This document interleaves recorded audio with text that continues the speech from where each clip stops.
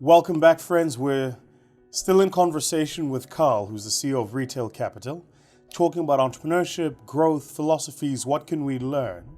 And we're now going to get into a conversation about some practical tips for you, and then I want to go about where he thinks the world is going and where the country's going. So, Karl, we see a lot of entrepreneurs who come to us that battle with pitching to investors.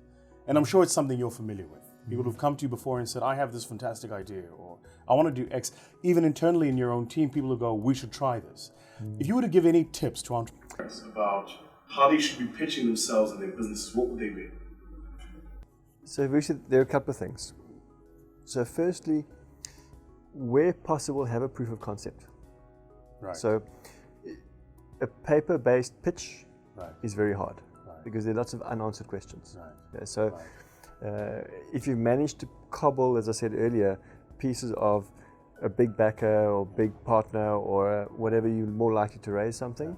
But as a standalone, test the model, even on a micro scale. I mean, if you're trying a new product, get a couple of prototypes, sell it into the trade, see take-up rates, etc. So proof of concept is one part. Secondly, credibility around the team, track record where you have it. What I say to entrepreneurs is, depending on the size of the business that you're creating, if you're getting into the corporate type space, get yourself a network of credible people behind you. So if you don't have the track record, create an advisory board, create an advisory panel of people who've done it before, you can put in your letterhead, you can put in your website. So there's credibility behind the team, is critical.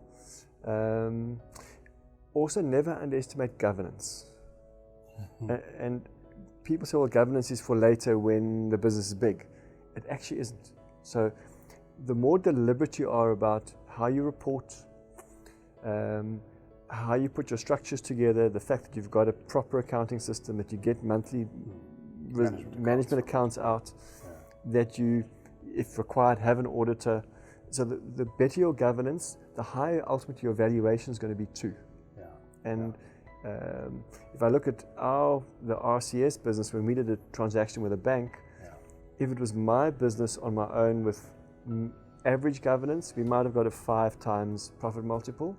The fact that we had a larger shareholder and strong governance brought to us by the Fashini Group, and they were listed board, we got a 10 times multiple. So the multiple and earnings definitely is driven by governance. Sure. So it is said to us that South Africa is now open for business. And the conversations about driving entrepreneurship, creating jobs. We have 2019 elections around the corner. And I'm keen to, let me ask the question this way. If the person sitting next to you right now was Cyril Ramaphosa, and admittedly he's not quite as fit or good looking, that's a different conversation. So if you were sitting next to him and having a conversation and you were wanting to advise him on how he should be prioritizing along this area of SMME development, what would you say to him? So firstly, at a philosophical level, are we trying to create social welfare development? We're trying to create startups and entrepreneurship. So firstly, you need to be shifting the budget towards entrepreneurship and startups. I mean, there have been countries in the world where they've taken a philosophy of saying, let's give every startup a small amount of money. We know there's going to be a high failure rate, but let's give everybody 50,000 or 100,000 Rand. It's almost like a basic grant for entrepreneurs. So that's one way of tackling it. And that's a way you can get many entrepreneurs into the system, and out of that you're going to get good success. That's at the startup space. The other side is, firstly, you need to put more money into the system, and you need to find more distribution channels to get it out there.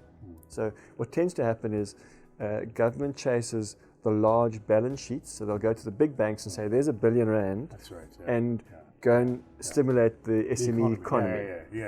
All they do is they take it as cheap form of funding on their balance sheet. Exactly right. They don't actually distribute it. But then it not only that, it goes to the least risky clients. Absolutely. I mean, it's GFC all over again, isn't it? Americans decided to pump money into the monetary supply system, and all that happens is they just cushion the balance sheet of the big banks. Exactly. Right?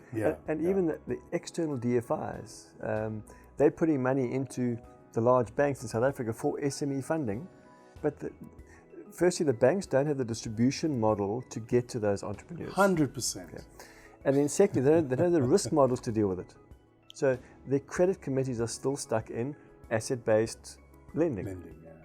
They can't give it to entrepreneurs. So find other channels. Find people who understand VC. Fund them. Find people that are running private equity funds that can distribute. 100%. Go and give the money to alternate lenders like ourselves who are currently funding SMEs. So we've got to work very, very hard to get money from the likes of the asset managers with lots and lots of governance and structures with no underpin. If the government came to us and said, we'll give you R1 billion guarantee against this sector of the market, if you lend to them, we can take that guarantee to the asset managers 100%. and leverage that 100%. 5 times, 10 times. We put 10 billion into the market for them. So the smaller alternate lenders have strong customer value propositions. They have great technology. They have ways of distributing the product. They don't have the scale. Banks have scale, but don't have the capabilities. So how do you put the two together? And government should underpin that. Sure.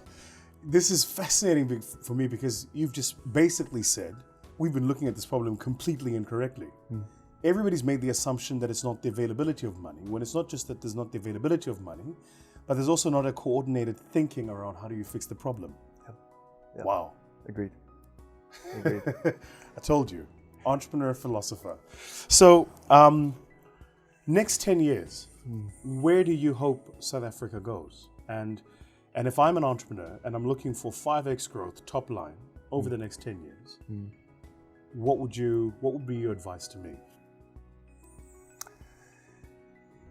I think we're fortunate in that we have a new mindset in South Africa. Sure. And it's certainly driven politically. We've seen certainly entrepreneurs we're lending into as retail capital, we're seeing a positive sentiment of reinvestment. 6 months ago, they weren't reinvesting. They were saying, I'm not investing. They were looking for money to take money out the country, not to leave it in the country. So we already have a positive shift in mindset. We've got to reinforce that. And reinforcement equals more reinforcement. So if our GDP growth rate goes from 0.6% to 1.5 to 2 to 3 to 4%, it becomes a place to invest. There's just a natural tide rising in South Africa. And I think that's going to happen anyway. So there's an old saying, the rising tide elevates all ships. Exactly right. So in that process, people are investing. My advice to entrepreneurs is keep investing. We're in an unbelievable country, and investment here is going to give you the returns. Right. And if you're investing ahead of your competitors, you reap the rewards.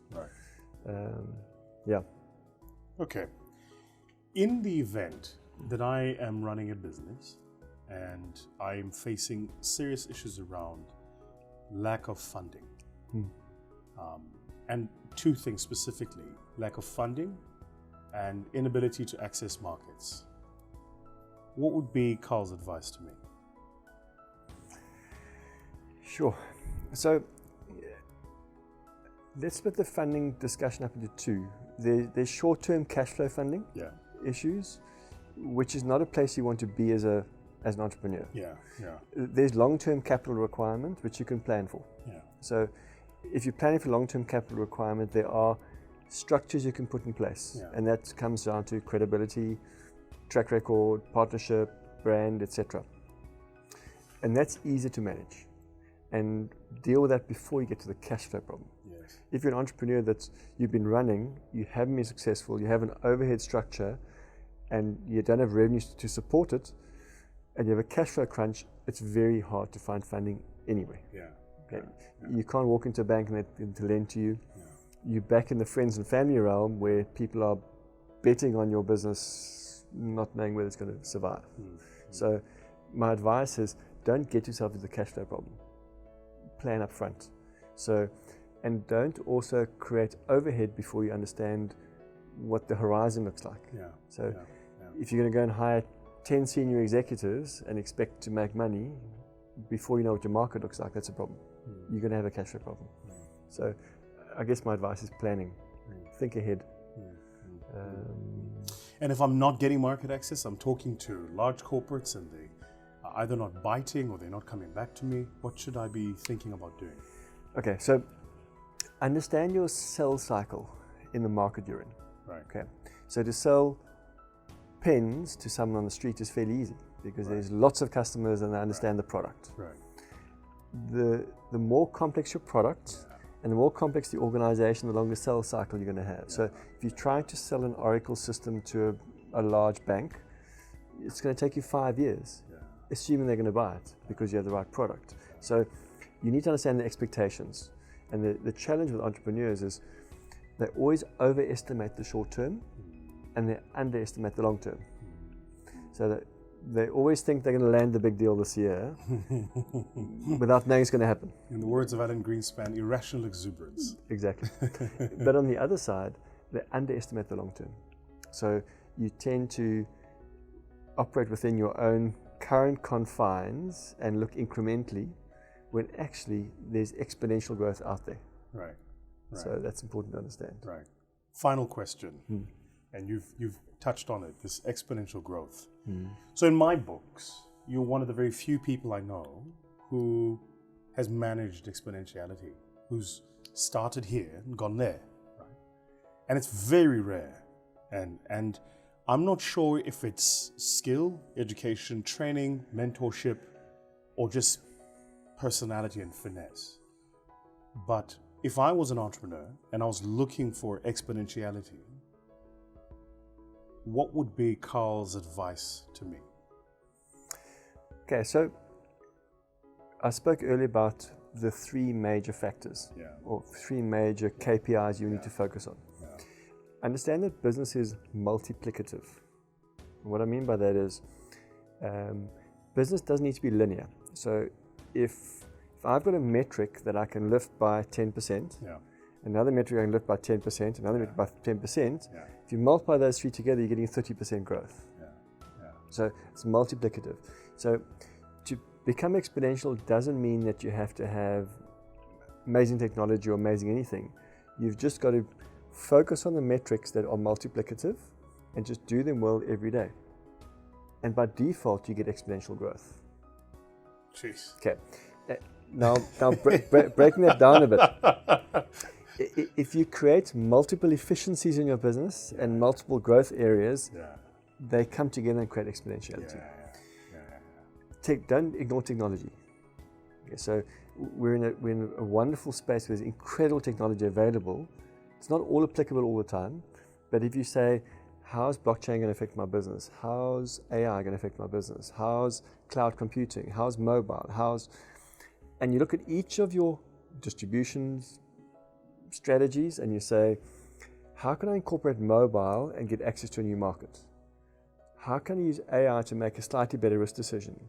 How can I use blockchain to cut my back-end administration? And if you do all 4 of them, you're exponential. Quite right. So understand the multiplicative behavior of KPIs. So rather than battle with the quantum, you should just worry about the complexity, because all you're doing is you're mashing into a singular time unit, fixing more than one problem. Exactly, together. Jeez, really exciting. Together. Really exciting. You're one of the very few people, every time we talk, I've got to tell you, I go away going, jeez, I got so much to do. So now I remember case, I remember chicken and egg, I remember the Q12 test, because I'm thinking in my head, got to run it. I remember the NPS, I got to run the NPS too. And we do staff surveys, but I think the way you've kind of spoken about it is really good. And I've now got to go back and go, so what are the matrices that I need to move on the competing set of things I need to worry about? Pick 3, and those are the ones I'm focusing on. Exactly. It's been such a pleasure, Karl. Likewise. Honestly, you're a rock star. So much so that I think we need to do a top and tail of this at some other point, to do a sort of a episode 2. Because I think there's just so much more that we can chat about. Sure. That, ladies and gentlemen, is Karl Westvig, the CEO of Retail Capital, a dear friend, and now your mentor too. Cheers.